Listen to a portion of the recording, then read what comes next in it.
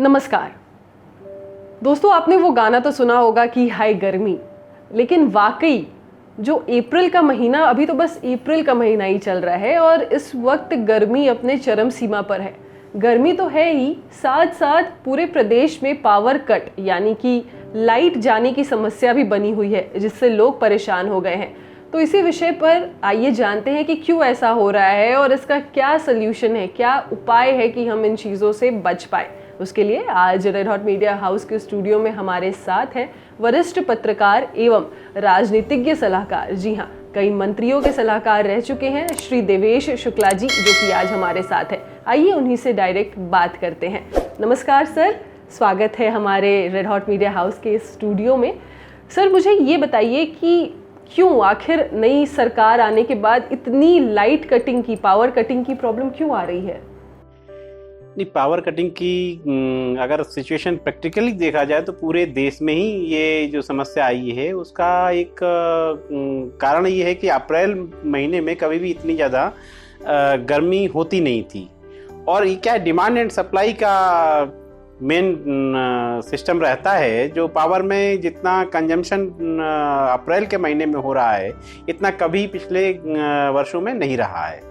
और सबसे बड़ी बात जाननी होगी कि खाली उत्तर प्रदेश ही इसमें नहीं है, इसमें झारखंड से लेकर के बिहार, उत्तराखंड और बहुत सारे ऐसे प्रदेश हैं जहाँ पे पावर प्रोडक्शन का बहुत अच्छा वो है, फिर भी पावर कट वहाँ हो रहे हैं। उसका कारण क्या है कि डिमांड एंड सप्लाई का जो डिफरेंस आ जाना बहुत ज़्यादा, इस पे जब तक आप एक प्रैक्टिकली जब तक काम नहीं होगा तब तक आप इस डिमांड एंड सप्लाई चेन को मेंटेन नहीं कर सकते हैं। आपने देखा होगा कि पिछले कई वर्षों से जिन लोगों के यहाँ कूलर या पंखे की उपलब्धता होती थी, आज वहाँ 5-5 एसी लगे हैं। अच्छा, हमने प्रैक्टिकली तो कुछ नहीं किया।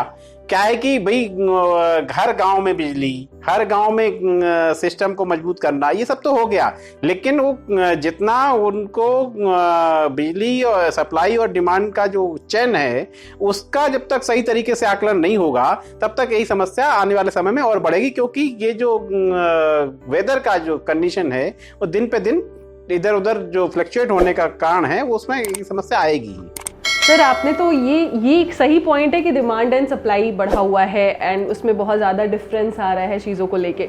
लेकिन अभी जो बात उठ रही है, न्यूज़पेपर में भी आप देख रहे होंगे या फिर समाचारों में हम सुन रहे हैं कि कोयला की खपत बहुत ज़्यादा हो रही है, कोयला खत्म हो रहा है, कोयला खत्म हो रहा है। इस बात को लेके हाहाकार मचा हुआ है। तो क्या वाकई में कोयला खत्म हो रहा है?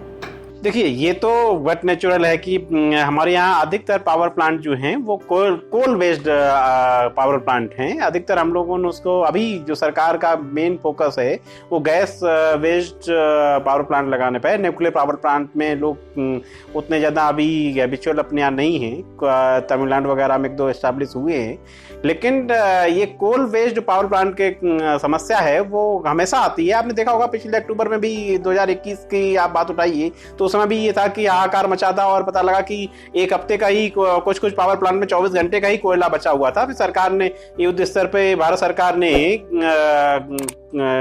मालगाड़ी से उसका कोयले की आपूर्ति की।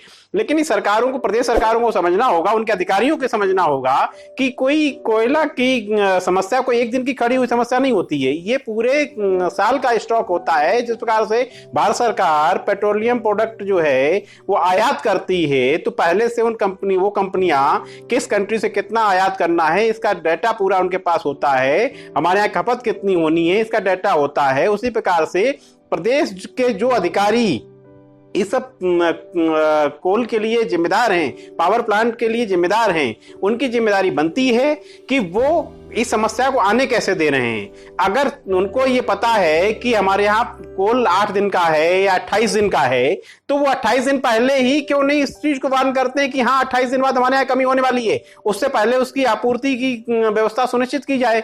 अगर ऐसा नहीं है तो ऐसे अधिकारियों को दंडित किया जाना चाहिए। मेरा मानना है कि जब तक इस सब समस्या का हल तभी हो सकता है जब तक जिम्मेदार अधिकारियों को उनकी सजा नहीं मिलेगी। क्योंकि ये कोई आम बात नहीं है कि भारत सरकार आए और युद्ध स्तर पर मालगाड़ी चलाए और ये अचानक 2 दिन की पूर्ति को जो 28 दिन की गैप है वो पूरा करे। ये सब समस्या कोई चुटकियों में हल होने वाली नहीं है। इसके लिए जिम्मेदार अधिकारियों को की जिम्मेदारी तय होनी चाहिए। ये सरकार को कदम उठाने चाहिए इस पर। सर, जैसा कि आपने अधिकारियों को लेके बात की और आपने बताया कि उन लोग ध्यान नहीं दे रहे हैं चीज़ों के लिए, उन लोग कोयले का उस तरीके से ध्यान नहीं दे रहे हैं। हमारे देश की सरकार को ये पता है कि हमारी जनसंख्या कितनी है, भारत की जनसंख्या कितनी है, तो क्या उस लेवल पे जब पता है कि इतने लोग हैं, इस देश की जनसंख्या इतनी है, तो उस लेवल पे कोयले की आपूर्ति के बारे में क्या सरकार कुछ प्लान नहीं कर रही है या फिर इस बारे में नहीं सोच रही है? क्योंकि ये तो काफ़ी ज़रूरी है ना कि जितने लोग हैं उतनी तो बिजली खपत होगी ही। नहीं, वही मैंने कहा कि जनसंख्या भी है। दूसरा, ये जब तक ये डाटा पूरा नहीं बनाया जाएगा, इस पे काम नहीं होगा। आप एक छोटी सी बात देखिए, आपने बहुत एक शब्द सुना होगा, कलेक्टर। जो डिस्ट्रिक्ट मजिस्ट्रेट होता है, डिस्ट्रिक्ट कलेक्टर होता है, अलग अलग जगहों पे अलग अलग नाम आजकल उपयोग होने लगे हैं, लेकिन ये कलेक्टर का नाम जो है अंग्रेजों का दिया हुआ है। अंग्रेजों का कलेक्टर नाम इसलिए दिया हुआ है कि कलेक्टर सारे डेटा को कलेक्ट करने का जो अधिकारी है। अंग्रेजों के जमाने का आप जो है गजेटियर उठाइए, उसमें हर गांव की बकरी, भैंस, भेड़ सबका डेटा जो है वो कलेक्टर के यहाँ मौजूद होता था। आज की डेट में ये काम बंद हो गया है। आज किसी भी कलेक्टर से पूछिए, वो केवल लाल बत्ती की गाड़ी लगा करके घूमने के अलावा और खाली मंत्री मुख्यमंत्री से मीटिंग करने के अलावा बाकी उसका कोई प्रैक्टिकल पे हकीकत से कोई वास्ता नहीं है, गांव गली उससे कोई मतलब नहीं है।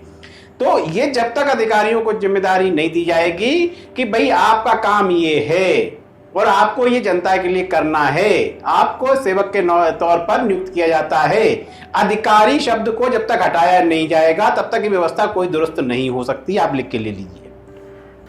तो सर, ये तो बात हो गई ऊर्जा से रिलेटेड, कोयले से रिलेटेड, जिसकी जानकारी आपने लोगों तक पहुंचा दी। और आपने ये भी बात रखा है कि हाँ, जो कलेक्टर है वो अपनी जिम्मेदारी निभाए, अन्यथा उन्हें अपने पद से हटा दिया जाए अगर वो लोगों के लिए काम नहीं कर रहे हैं। तो ये तो सर आपने वाकई बहुत अच्छी बात कही है। इसके अलावा मैं एक सवाल आपसे पूछना चाहूँगी, जो दर्शक आपसे शायद पूछना चाहते हैं, कि जो नया मुख्यमंत्री कार्यकाल शुरू हुआ है उत्तर प्रदेश में, इसमें कानून व्यवस्था कमज़ोर दिखाई दे रही है। क्यों? क्योंकि आए दिन चेन स्नेचिंग या फिर जो भी आप कह दो कि अपराध है वो दिख रहा है, फिर से प्रदेश में अपराध बढ़ रहा है। तो सर, इसके पीछे की क्या वजह है? क्यों आखिर कानून व्यवस्था हमारी कमज़ोर पड़ गई है? लोग कहते थे कि उत्तर प्रदेश में सबसे ठोस कानून व्यवस्था है, आज वही लचीली दिखाई दे रही है। क्यों? नहीं, ऐसा मेरा मानना नहीं है कि कानून व्यवस्था में कोई लचर या कोई कमजोरी आई है। हाँ, कुछ कभी कभी घटनाएं हैं, कहीं बढ़ जाती हैं और कुछ लोग इसी उद्देश्य से बैठे होते हैं कि सरकार बदलेगी, उसके बाद मुझे मौका मिलेगा कुछ बदमाशियां करने का। उसमें से छुटपुट घटनाएं हो जा रही हैं, लेकिन आने वाले समय मुझे लगता है एक आध महीने में अधिकारी और प्रशासन समझ जाएंगे कि प्रदेश के मुख्यमंत्री किसी को छोड़ने वाले नहीं हैं और कानून व्यवस्था को लेकर उनका पूरा रवैया जो है वो पुराना ही है और उस पर किसी प्रकार का कोई कंप्रोमाइज नहीं करते हैं। ये बात हर एक व्यक्ति को, क्राइम करने वाले को और अधिकारी जिम्मेदार हैं जिससे जो इसको कानून व्यवस्था को कायम करने में रखते हैं, उनको समझ लेना चाहिए। मुझे लगता है कि बहुत जल्दी ही प्रदेश में बदलाव नजर आएगा कि जो भी एक दो घटनाएं घट रही हैं उनमें निहायत तौर पे कमी आएगी और इस पे सरकार बिल्कुल भी कंप्रोमाइज करने वाली नहीं है। लॉ एंड ऑर्डर पे सरकार आई है और सरकार इसको मजबूत बना के रखेगी। सर, अब जो आपने बात उठाई योगी आदित्यनाथ जी की, तो मेरे दिमाग में एक छोटी सी चीज़ आ गई, क्वेश्चन। उस पर आपकी क्या राय है, आप मुझे बताइए। क्योंकि आपने कलेक्टर को भी लेके बात की, कलेक्टर से भी रिलेटेड बात की, हमने मुख्यमंत्री जी के बारे में भी बात की। सर, मुख्यमंत्री जी ने कहा है कि जो भी कलेक्टर्स हैं, जो भी सिविल सर्विसेज वाले हैं, वो अपना जो भी उनका खर्चा है या फिर जो भी उनका आय स्रोत है उसकी जानकारी और उनके परिवार के आय स्रोत की जानकारी, कि उनका कितना कमाई होता है पूरे सालाना या फिर कितने उनकी अर्निंग सोर्स है, वो पब्लिक करेंगे। तो इस पे आपकी क्या राय है सर? उन्होंने ये बोला है कलेक्टर्स को।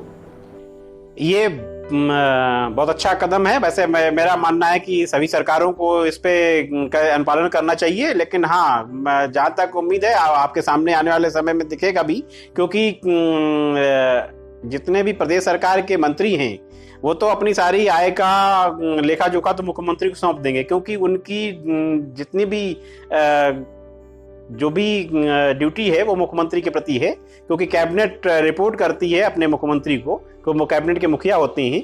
लेकिन मुझे नहीं लगता कि 100% ब्यूरोक्रेट जो है वो अपनी चल अचल संपत्ति का ब्यौरा देंगे, क्योंकि जैसा आप नोएडा की धरती पे हमारा इंटरव्यू कर रही हैं, तो नोएडा की अगर जांच कर ली जाए तो आपको पता लग जाएगा कितने ब्यूरोक्रेट की चल अचल संपत्ति किन्हीं और नामों से खड़ी हुई है। अगर ये हो जाए तो देश में हमें लगता है बहुत बड़ा बदलाव हो जाएगा। बिल्कुल, मुझे भी यही लगता है सर। अगर कलेक्टर्स अपनी अचल अचल संपत्ति का ब्यौरा दे दे तो बहुत सारी चीज़ें क्लियर हो जाएगी और उनके ऊपर जिम्मेदारी कुछ ज़्यादा ही बढ़ जाएगी सर। बहुत अच्छा लगा, मुझे तो बहुत मज़ा आया आपसे बात करके सर, और आशा है कि लोगों तक भी ये जानकारी पहुंच गई होगी, चाहे कोयले से रिलेटेड हो, चाहे कानून से रिलेटेड हो, कानून व्यवस्था से रिलेटेड बात हो, या फिर हमने जो कलेक्टर से जुड़ी हुई बातें कही। बहुत अच्छा लगा सर। आशा है आप फिर से आएंगे हमारे यहाँ, और कुछ भी अगर वैसा टॉपिक होगा जो लोग जानना चाहती है कि आखिर क्यों ऐसा हो रहा है, मैं आपको ज़रूर बुलाऊंगी। नमस्कार।